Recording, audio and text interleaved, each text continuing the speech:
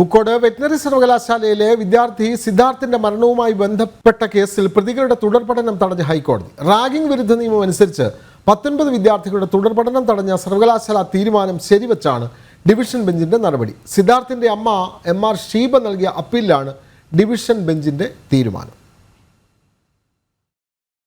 Pookode veterinary സർവകലാശാലയിലെ വിദ്യാർത്ഥി സിദ്ധാർത്ഥന്റെ മരണവുമായി ബന്ധപ്പെട്ടെടുത്ത കേസിലെ പ്രതികളായ 19 വിദ്യാർത്ഥികൾക്കും 3 വർഷത്തേക്ക് തുടർ പഠന സാധ്യത അടഞ്ഞു.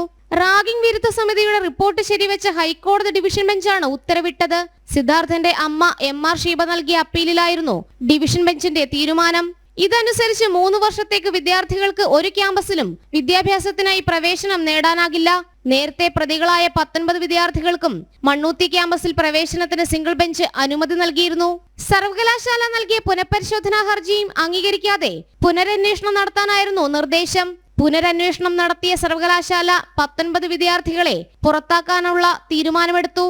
ഈ ഉത്തരവ് ശരിവെച്ചാണ് ജസ്റ്റിസുമാരായ അമിത് റാവൽ, KV ജയകുമാർ എന്നിവർ ഉൾപ്പെട്ട ഡിവിഷൻ ബെഞ്ചിന്റെ നടപടി. 2024 ഫെബ്രുവരി 18-നാണ് വെറ്ററിനറി സർവകലാശാലയുടെ പൂക്കോട് ക്യാമ്പസ് ഹോസ്റ്റലിൽ JS സിദ്ധാർത്ഥനെ മരിച്ച നിലയിൽ കണ്ടെത്തിയത്.